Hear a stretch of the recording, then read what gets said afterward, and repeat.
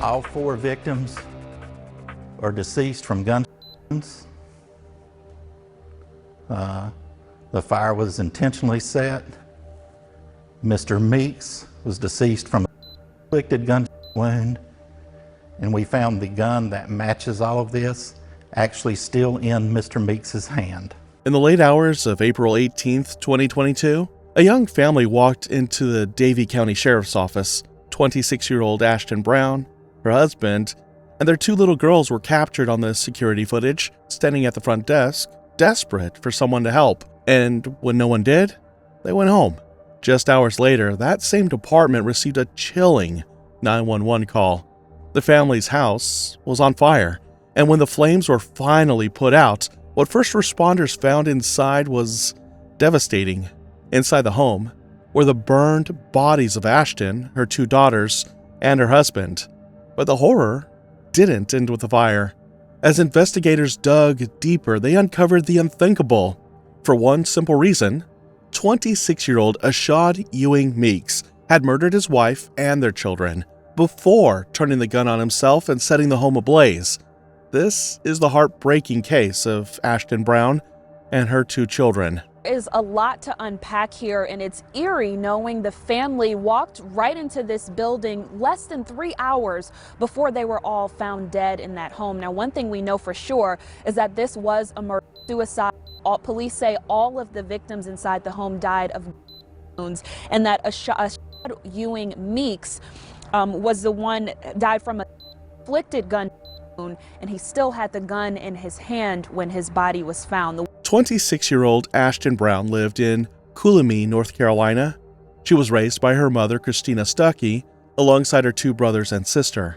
Ashton's early life was marked by a split between her biological parents. Though her father was no longer in the picture, Ashton grew up with a stepfather who became a part of her family dynamic.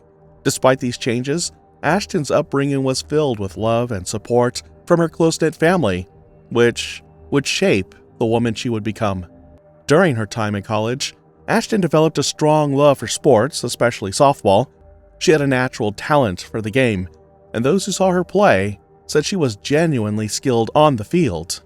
Off the field, due to Ashton's nurturing spirit and a deep love for working with children, her caring nature and patience led her to pursue a career in early childhood education at Shaw University, a loving spirit that may have drawn Ashton into a relationship that would end up becoming her greatest risk.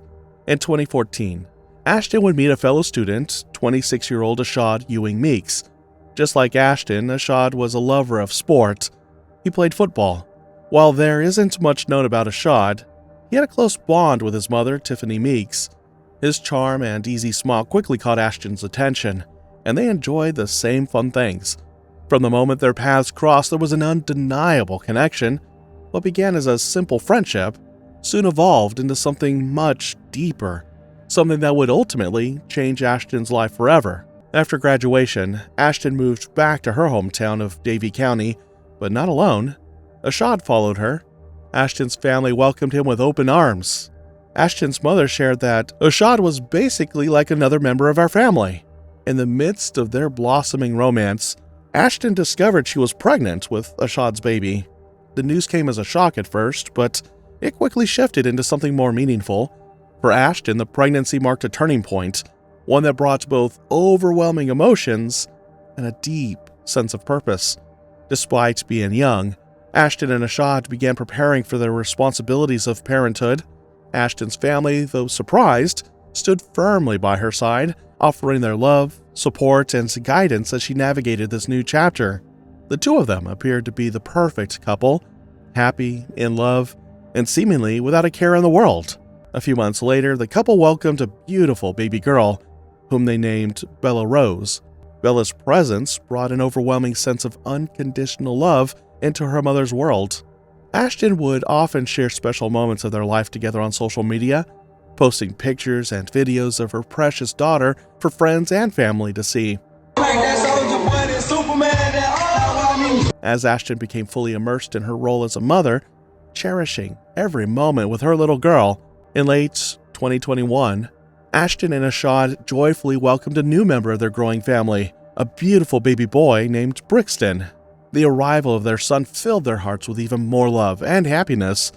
Ashton and Ashad were overjoyed by the new addition, and their bond as parents grew stronger with each passing day.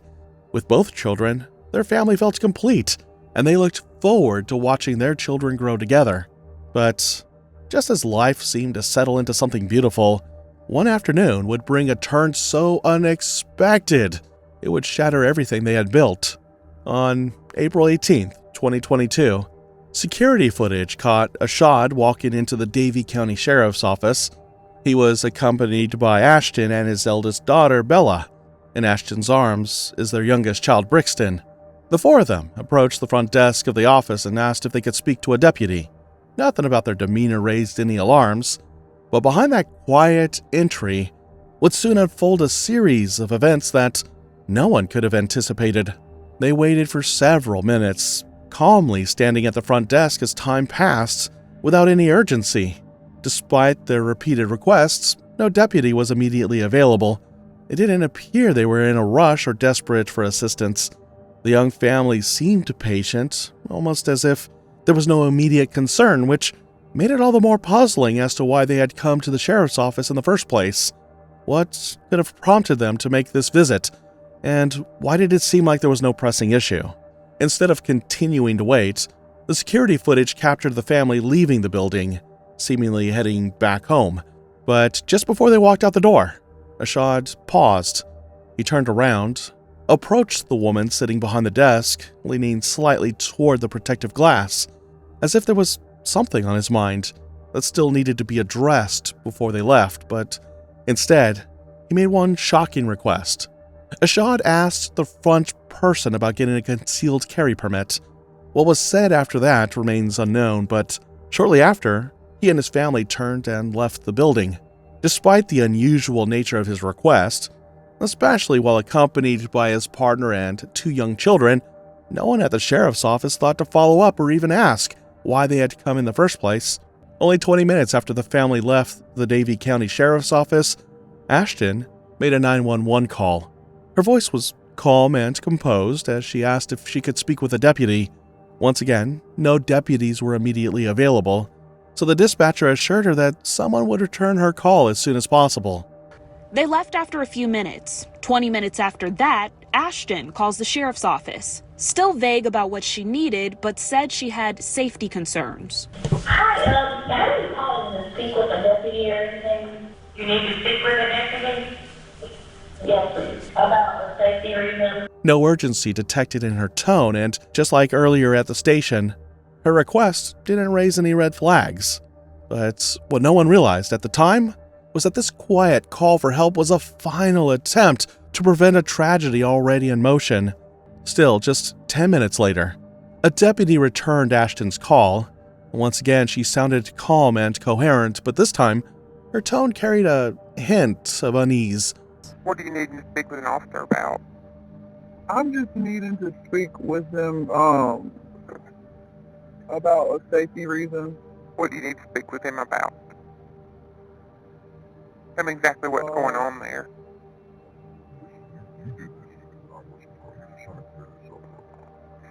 Well, I'm calling for my fiance, so we're both trying to speak with them. Just an hour later, the situation took an even more disturbing and unexpected turn. Police received a 911 call from someone who said they were driving by and saw a house on Junction Road near Colamy, where a family lived, was on fire. Officers and firefighters rushed to the scene and found the building on fire. After working quickly to get it under control, they discovered it was the home of Ashad, Ashton, and their two children. As firefighters battled the blaze, neighbors hoped it was just a fire and that the family was away. They began calling Ashad and Ashton, but no one could reach them. Worry grew with every unanswered call until firefighters made a tragic discovery inside the home. When firefighters finally extinguished the flames and entered the house, they were met with a horrifying sight: the bodies of 4 people. Upon closer inspection, it was confirmed to be 2 adults and 2 children. It appeared that Ashad, Ashton, Bella, and Brixton had all perished in the fire. This discovery sent heartbreak through the close-knit community. How could this happen to such a seemingly happy, loving young family? The sheriff of Davie County delivering more troubling and heartbreaking information that's breaking right off the top of the Fox 8 10 o'clock news. The announcement this evening came just a little more than 48 hours after firefighters found a family of 4 in a burning house in Coolamy. You just saw video of what is certainly among the last times this family was seen alive. But what investigators found next shattered everyone's illusions about this young family and how happy they really were. Police immediately launched an investigation into what may have unfolded inside the home, and at first glance, it seemed like a devastating house fire that spread too quickly, possibly trapping the family before they had time to escape. That would have been the simplest explanation, but there was one piece of evidence that completely disproved that theory. During the investigation, detectives discovered a gun. Even more shocking, when the bodies were examined, each family member was found to have suffered wounds. Now, one thing we know for sure is that this was a murder. Police say all of the victims inside the home died of wounds, and that Ashad Ewing Meeks was the one died from a inflicted gunshot wound, and he still had the gun in his hand when his body was found. The one thing we may never know is why. It now appeared that Ashad, Ashton, Bella, and Brixton had been shot before the house was set on fire. But the most chilling part was where the gun was found, which left investigators stunned. Investigators discovered the gun still in Ashad's possession, gripped tightly in his hand even in death.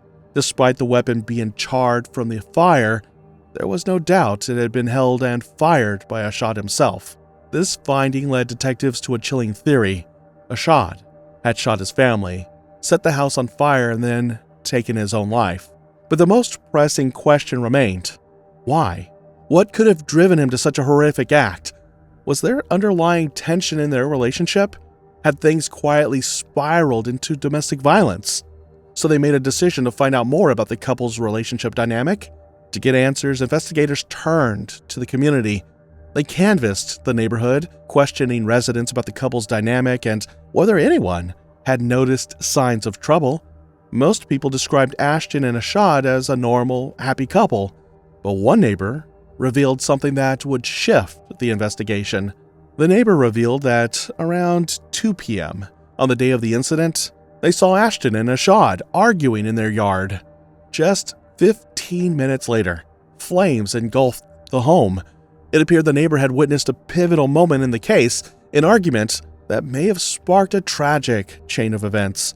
This revelation cast serious doubt on the image of a happy couple. Perhaps things behind closed doors were far more strained than anyone had realized. Investigators now saw this altercation as a potential clue to Ashad's motive and knew they needed to dig deeper into the couple's relationship.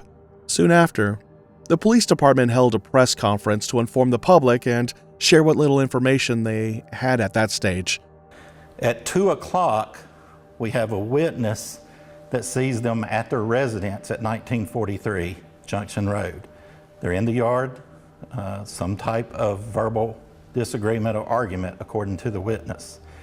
He sees them go in the house, and he leaves his residence to go about his business. A passerby driving down Junction Road sees smoke from the house. They drive to the Coolamy Fire Department and report that the house is on fire. They also emphasized that neither Ashton nor Ashad had ever caused trouble in the community, and there had been no previous calls to their home, making the tragedy all the more shocking. One detail police began to focus on was how Ashad had visited the sheriff's department just hours before the tragedy, specifically to inquire about a gun permit. The timing struck investigators as suspicious. Was it connected to what happened later that day, or simply a coincidence? As the investigation continued, the community entered a period of mourning, but grief soon turned into speculation as rumors spread and details about the apparent murder-suicide leaked to the public. Shock rippled through the town, especially over the deaths of the 2 children. It was a heartbreaking loss, and before long, people began gathering outside the scorched remains of the home, leaving flowers, balloons, and heartfelt notes in memory of the family. Still, there was growing anger directed at Ashad. How could he take the lives of his partner and children before taking his own? Many saw it as a selfish and unforgivable act. When a GoFundMe page was launched to raise money for funeral expenses, Ashad's name was left out. The fundraiser stated that all proceeds would go toward the funerals of Ashton and her 2 children. Some of the people most devastated by the tragedy were Ashton's family, who had just seen the couple and their children the day before their deaths during a joyful Easter celebration. There had been no visible signs of trouble, no red flags, no moments of tension. To them, Ashton and Ashad seemed like a happy couple building a life together. The sudden brutal loss blindsided them, leaving her parents and siblings in utter disbelief, grappling with the unthinkable reality that an entire young family had vanished in the blink of an eye. What shattered them the most was the loss of the children. Ashton's mother, Christina Stuckey, described her granddaughter, 4-year-old Bella, as very intelligent, with 8-month-old Brixton not too far behind. They were innocent and full of life, but they were caught in the crossfire of something they could never have understood. Ashton's mother, Christina, later spoke publicly about her heartbreak, how she was struggling to go on without her grandchildren, the light of her life now tragically gone. She was a teacher. And most importantly, she was a mama that loved her babies. They were her everything. She was also especially devastated by the loss of Ashton, not just because she was her daughter, but because they worked together and shared an incredibly close bond. They saw each other every day, confided in one another, and were more like best friends than just mother and daughter. She stated that Ashton was amazing. She was a teacher, and most importantly, she was a mama who loved her babies. They were her everything. Christina also shared that she knew something was wrong in the surveillance video. As soon as they walked in the door, she never left the rug until he told her to come to the window. Bella never left her side. And then the other thing was, Brixton was sound asleep. Why would she even get out of the car with a sleeping baby? And everything she said to the receptionist, she was told to say. So, and then what she did say, she gave them my address. She knew I was at home because I was still home from surgery. So, I felt like she knew that they would get to me and I would know something was wrong. But they never came to our house. But I could just tell, just her body language, she was just very standoffish, and she never said a word. Ashad's mother, Tiffany Meeks, shared some surprising information about her son, Ashad Ewing Meeks. She said her son was hospitalized the previous year due to issues with extreme paranoia, nightmares, and other trauma. She also said he had several concussions from playing football, as she has requested a CTE scan of his brain. I wanted to speak out and let you all know that my child was sick. I tried to get assistance for him. I asked, when I put him in the hospital last year, he was screaming out for help without the sound. Just being there, because the thoughts that he had obviously taken over. Still, despite everything, investigators were left with more questions than answers. They were no closer to understanding what drove Ashad to such a horrific act, but one thing was certain: they refused to give up. Authorities remained committed to uncovering the truth behind this heartbreaking and likely preventable tragedy, determined to bring clarity and justice to a case that had shaken an entire community. Many began to question whether the police should shoulder some responsibility for the tragic deaths. With multiple chances to intervene, 2 separate visits to the sheriff's office, and a 911 call, many felt the warning signs were there, yet authorities failed to act. Their inaction didn't directly pull the trigger, but their lack of urgency arguably contributed to a situation that spiraled fatally out of control. They had a duty to protect, and many believe they failed. But not everyone was convinced that the case was as straightforward as it seemed. A chilling theory began to circulate. What if someone else had orchestrated the entire thing? Some speculated that another person may have killed the family, staged the scene to frame Ashad, and set the house on fire to erase any evidence. While there's no solid proof to back this theory, it only added more mystery to the case, already clouded with heartbreak and unanswered questions. It wasn't the most unheard of theory, and cases like it have happened before. Supporters of this idea pointed to the family's visit to the sheriff's department as a red flag, a clear indication that Ashton and Ashad may have felt threatened by someone outside their home. To them, the couple's behavior didn't reflect a crumbling relationship, but rather a young family seeking help or protection. They also highlighted Ashton's 911 call, calm but with undertones of concern, as further evidence that both she and Ashad were possibly in fear of someone else. However, this theory begins to unravel when you consider the reports of an argument between Ashton and Ashad shortly before the murder-suicide and the subsequent fire. And then there's the forensic evidence. From the crime scene, the investigators found no signs pointing to outside involvement, no forced entry, no DNA from unknown individuals, nothing to suggest anyone else had been there. To authorities, it all pointed to one possible conclusion: a case of domestic violence that tragically escalated into the unthinkable. The heartbreaking case of Ashton Brown and her children serves as a devastating reminder that even the most seemingly perfect relationships can hide unimaginable darkness. Let me know what you think in the comments section below.